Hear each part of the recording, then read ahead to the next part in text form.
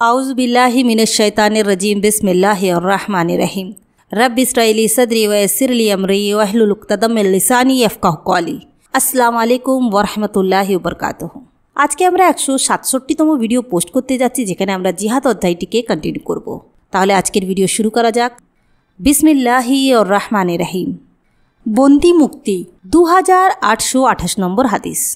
হযরত আবু মুসা রাদিয়াল্লাহু তাআলা আনহু হতে বর্ণিত, তিনি বলেন, রাসূলুল্লাহ সাল্লাল্লাহু আলাইহি সাল্লাম বলেছেন, যুদ্ধবন্দীদেরকে মুক্ত করো, ক্ষুধার্তকে খাদ্য দাও এবং পীড়িতের সেবা করো।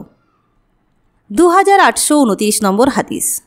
হযরত আবু হুরায়রা রাদিয়াল্লাহু তাআলা আনহু হতে বর্ণিত, তিনি বলেন, আলী রাদিয়াল্লাহু তাআলা আনহুকে জিজ্ঞেস করলাম, আল্লাহর কিতাবে যা কিছু আছে তাছাড়া ওহির কোনো অংশ কি আপনার নিকট আছে? তিনি বললেন, না। সে মহান সত্তার শপথ, যিনি বীজকে অঙ্কুরিত করেন এবং জীবজন্তুর মধ্যে প্রাণ সঞ্চার করেন। কোনো মানুষকে আল্লাহর কোরআন সম্পর্কে যে জ্ঞান দান করেন এবং যা কিছু আমার পুস্তিকার মধ্যে আছে তাছাড়া আমার আর কিছু জানা নেই। আমি জিজ্ঞেস করলাম, এই পুস্তিকার মধ্যে কি আছে? তিনি বললেন, রক্তপণ, যুদ্ধবন্দী মুক্তিকরণ এবং কোনো কাফেরকে হত্যার শাস্তিস্বরূপ মুসলমানকে হত্যা না করা সম্পর্কিত নির্দেশ। মুশরিকদের নিকট থেকে মুক্তিপণ গ্রহণ করা 2830 নম্বর হাদিস। হযরত ইবনে সিহাব আনাস ইবনে মালিক রাদিয়াল্লাহু তাআলা আনহু হতে বর্ণনা করেছেন, আনসারদের কয়েকজন লোক রাসূলুল্লাহ সাল্লাল্লাহু আলাইহি সাল্লামের নিকট আগমন করে অনুমতি প্রার্থনা করে বললেন, হে আল্লাহর রাসূল, আমাদের ভাগ্নে আব্বাসের মুক্তিপণের দাবি পরিত্যাগ করার অনুমতি দিন। তিনি বললেন, তার মুক্তিপণের অর্ধের 1 দিরহামেরও দাবিও পরিত্যাগ করতে পারবে না। অপর এক সূত্রে ইব্রাহিম আব্দুল আজিজ ইবনে সোহাইবের মাধ্যমে আনাস রাদিয়াল্লাহু তাআলা আনহু থেকে বর্ণিত হয়েছে, বাহরাইন হতে নবী করিম সাল্লাল্লাহু আলাইহি সাল্লামের নিকট কিছু মাল এলে আব্বাস উপস্থিত হয়ে বললেন, হে আল্লাহর রাসূল, আমাকে এই মাল হতে কিছু দিন, কেননা আমি আমার নিজের এবং আকিলের পক্ষ হতে মুক্তিপণের অর্থ প্রদান করেছি। তিনি বললেন, আচ্ছা নাও। এ বলে তার কাপড়ের বেঁধে নেওয়ার মতো কিছু মাল দিয়ে দিলেন। 2831 নম্বর হাদিস। হযরত মুহাম্মদ ইবনে জুবায়ের রাদিয়াল্লাহু তাআলা আনহু তার পিতা, যিনি বদর যুদ্ধে বন্দী হয়েছিলেন, তার নিকট হতে বর্ণনা করেছেন।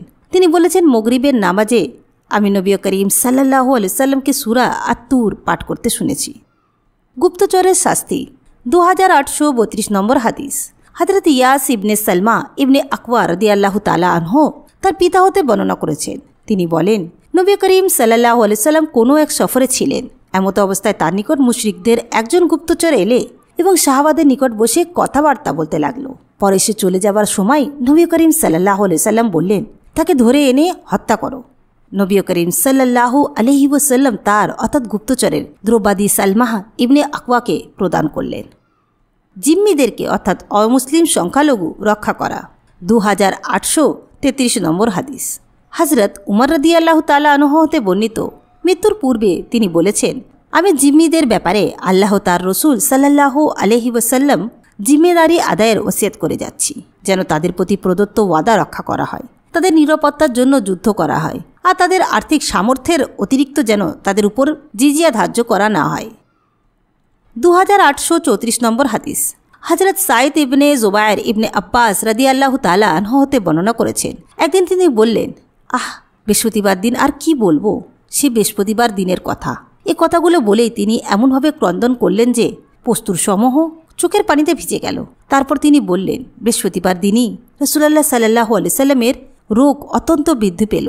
তখন তিনি বললেন, আমার নিকট লিখিবার মতো কিছু নিয়ে আসো, আমি তোমাদের জন্য এমন কিছু লিখে দেব যা অনুসরণ করলে কখনো বিপদগামী হবে না। তখন সাহাবীরা মতনৈক্যের কারণে পরস্পর কথা কাটাকাটি শুরু করে দিলেন, যদিও কোনো নবীর নির্দেশের ব্যাপারে বাদানুবাদ করা সমীচীন নয়। তারা বললেন, রাসূলুল্লাহ সাল্লাল্লাহু আলাইহি ওয়াসাল্লাম পীড়া তীব্রতার কারণে নিরর্থক কথা বললেন কিনা। এই সময় রাসূলুল্লাহ সাল্লাল্লাহু আলাইহি সাল্লাম বললেন, আমি যেমন আছি আমাকে তেমনই থাকতে দাও, কেননা তোমরা আমাকে যে বিষয়ের দিকে নিয়ে যেতে চাচ্ছ তদপেক্ষা আমি বর্তমানে যে অবস্থায় আছি তাই উত্তম। তিনি মুমূর্ষ অবস্থায় 3টি বিষয়ে সকলকে উপদেশ দিলেন।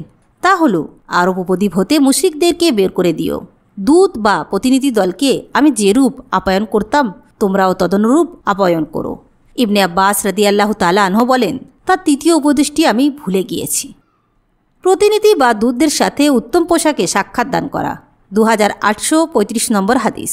হযরত উমর রাদিয়াল্লাহু তাআলা আনহু কর্তৃক বর্ণিত, তিনি বলেন, বাজারে একটি রেশমি চাদর বিক্রি হতে দেখে উমর রাদিয়াল্লাহু তাআলা আনহু তা ক্রয় করে তা নিয়ে নবী করিম সাল্লাল্লাহু আলাইহি ওয়াসাল্লামের নিকট এসে বললেন, হে আল্লাহর রসুল, আপনি এই চাদরখানা ক্রয় করুন। এটি আপনি ঈদের দিন এবং প্রতিনিধিদের সাথে সাক্ষাতের সময় পরতে পারবেন। রাসূলুল্লাহ সাল্লাল্লাহু আলাইহি ওয়াসাল্লাম বললেন, যারা আখরাতের অংশ থেকে হাত সংকুচিত করে নিয়েছে এগুলো তাদেরই পোশাক। অতঃপর আল্লাহর মর্জি মোতাবেক কিছুদিন অতিবাহিত হওয়ার পর রাসূলুল্লাহ সাল্লাল্লাহু আলাইহি ওয়াসাল্লাম একটি জামা উমরের জন্য প্রেরণ করলেন। তিনি উমর রাদিয়াল্লাহু তাআলা আনহু তা নিয়ে রাসূলুল্লাহ সাল্লাল্লাহু আলাইহি ওয়াসাল্লামের নিকট আগমন করে বললেন, হে আল্লাহর রসুল, আপনিই তো বলেছেন এই সকল পোশাক তাদের জন্যই শোভনীয় যারা পরকাল হতে হাত সংকুচিত করে নিয়েছে, অথচ আজ আপনি আমার জন্য নিজেই তা প্রেরণ করেছেন। এ কথা শুনে রাসূলুল্লাহ সাল্লাল্লাহু আলাইহি ওয়াসাল্লাম বললেন, আমি এই জন্যে প্রেরণ করেছি যে তুমি তা বিক্রি করে তার মূল্য গ্রহণ করবে বা অন্য কোনো প্রয়োজনে কাজে লাগাবে। 2836 নম্বর হাদিস।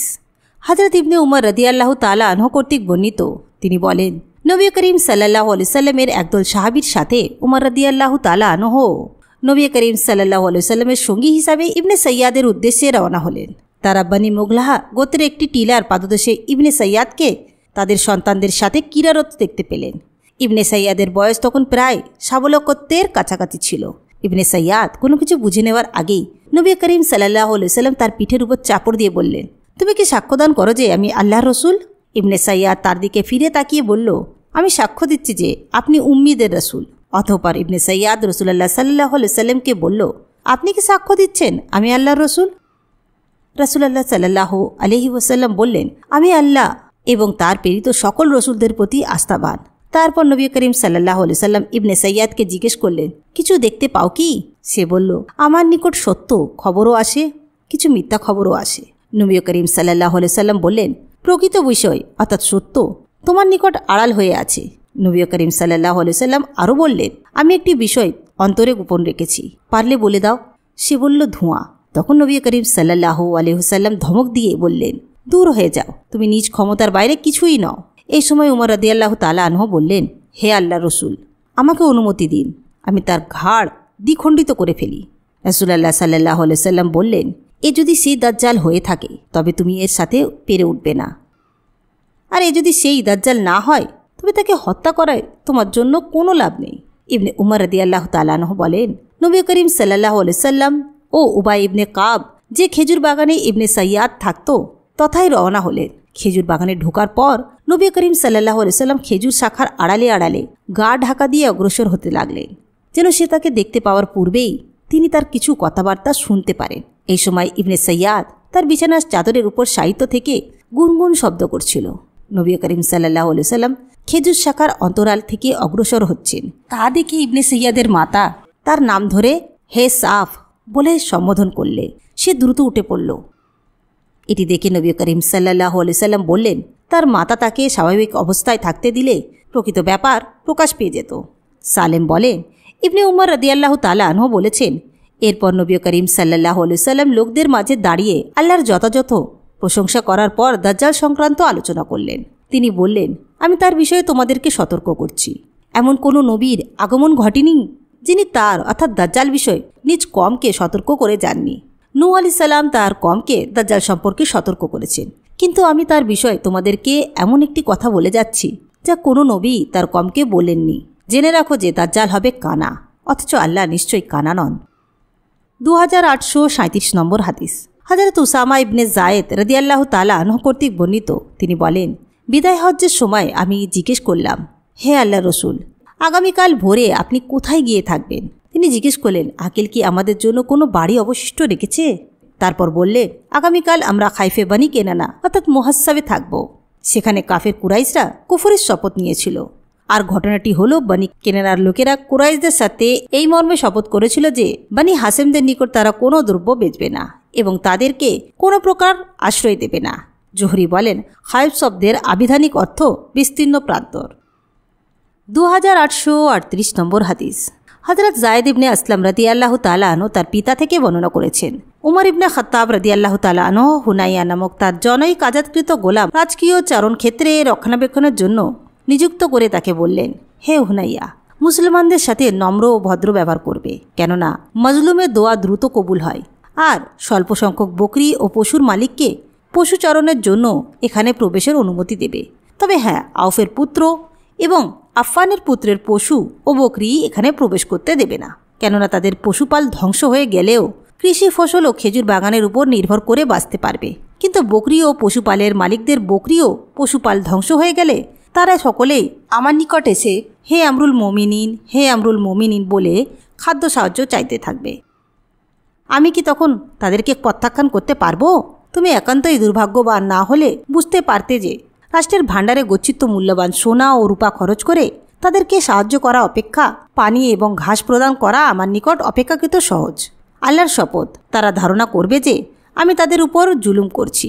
জেনে রাখো, এটি তাদের শহর যেখানে তারা বর্বর যুগে যুদ্ধ করেছে, আর ইসলামী যুগে এ শহরে তারা ইসলাম গ্রহণ করেছে। সে সত্তার শপথ যার করতালে আমার প্রাণ, যদি এই সম্পদ এমন না হতো যাতে চড়ে আমি আল্লাহর পথে যুদ্ধ করি, তবে তাদের এই এলাকায় কোনো ক্ষুদ্রতম একটি স্থানেও আমি চরণাক্ষেত্র তৈরি করতাম না। 2839 নম্বর হাদিস। হযরত হুযায়ফা রাদিয়াল্লাহু তাআলা আনহু কর্তৃক বর্ণিত, তিনি বলেন, একসময় নবী করিম সাল্লাল্লাহু আলাইহি ওয়াসাল্লাম নির্দেশ দিলেন, যে সকল লোক ইসলাম গ্রহণ করেছে তাদের নাম লিখে আমার নিকট পেশ করো। আমরা তার নিকট 1500 পুরুষ লোকের নাম লিখে আনলাম। এই সংখ্যা দেখে আমরা ভাবলাম, আমরা যখন 1500 পুরুষ আছি তখন আমাদের ভয় কিসের? এরপর কোনো এক সময় আমরা এমন পরীক্ষায় নিপতিত হলাম যে আমাদের এক একজনকে ভীত ও সন্ত্রস্ত হয়ে একাকীভাবে নামাজ পড়তে হয়েছে। 2840 নম্বর হাদিস। হযরত ইবনে আব্বাস রাদিয়াল্লাহু তাআলা আনহু হতে বর্ণিত, তিনি বলেন, এক ব্যক্তি নবী করিম সাল্লাল্লাহু আলাইহি সাল্লামের নিকট এসে বলল, হে আল্লাহর রাসূল, আমার স্ত্রী হজ্জে গমন করছে আর অমুক অমুক যুদ্ধের সেনাদলে আমার নাম তালিকাভুক্ত করা হয়েছে। এখন আমি কি করব? তিনি তাকে বললেন, তুমি তোমার স্ত্রীর সঙ্গে হজ্জ আদায় করো। 2841 নম্বর হাদিস। হযরত আবু হুরায়রা রাদিয়াল্লাহু তাআলা আনহু কর্তৃক বর্ণিত, তিনি বলেন, কোনো এক যুদ্ধে আমরা রাসূলুল্লাহ সাল্লাল্লাহু আলাইহি সাল্লামের সাথে ছিলাম। তাদের অংশগ্রহণকারী ইসলামের দাবিদার এক লোকের ব্যাপারে তিনি বললেন, এক লোক দোজখী হবে। যুদ্ধ শুরু হলে সে ব্যক্তি ঘোরতর যুদ্ধ করে আহত হলো। রাসূলুল্লাহ সাল্লাল্লাহু আলাইহি সাল্লামকে জানানো হলো, হে আল্লাহর রাসূল, যে লোকটি সম্পর্কে আপনি বলেছেন যে সে দোজখী, সে তো আজ অপ্রাণ যুদ্ধ করে নিহত হয়েছে। একথা শুনে কারো কারো মনে সন্দেহ সৃষ্টি হলো। এমত অবস্থায় জানা গেল লোকটি নিহত হয়নি, বরং গুরুতর আহত হয়েছে। রাতে সে জখমের যন্ত্রণা ধৈর্য ধারণ না করে আত্মহত্যা করলে তা নবী করিম সাল্লাল্লাহু আলাইহি সাল্লামকে জানানো হলো। এ খবর শোনা মাত্র নবী করিম সাল্লাল্লাহু আলাইহি ওয়াসাল্লাম আল্লাহু আকবার বলে উঠলেন এবং বললেন, আমি সাক্ষ্য দিচ্ছি যে আমি আল্লাহর বান্দা ও তার রসুল। অতঃপর লোকদের মধ্যে বেলালকে ঘোষণা করতে বলে পাঠালেন যে ইসলামের পূর্ণ অনুসারী হওয়া ছাড়া কেউই জান্নাতে প্রবেশ করতে পারবে না। আর আল্লাহ অনেক সময় ফাজের অর্থাৎ গুনার প্রতি আকৃষ্ট ব্যক্তিকে দিয়েও ইসলামের সাহায্য সহযোগিতা করে থাকেন। যুদ্ধের শত্রুর আগমনের মুখে নিজেই সেনাপতির দায়িত্ব গ্রহণ করা। 2842 নম্বর হাদিস। হযরত আনাস ইবনে মালিক রাদিয়াল্লাহু তাআলা আনহু কর্তৃক বর্ণিত, তিনি বলেন, রাসূলুল্লাহ সাল্লাল্লাহু আলাইহি ওয়াসাল্লাম একদিন খুতবা দিতে গিয়ে বললেন, যায়েদ পতাকা ধারণ করে নিহত হলো। তারপর জাফর পতাকা ধারণ করে নিহত হলো। তারপর আব্দুল্লাহ ইবনে রাহফা পতাকা ধারণ করে সেও নিহত হলো।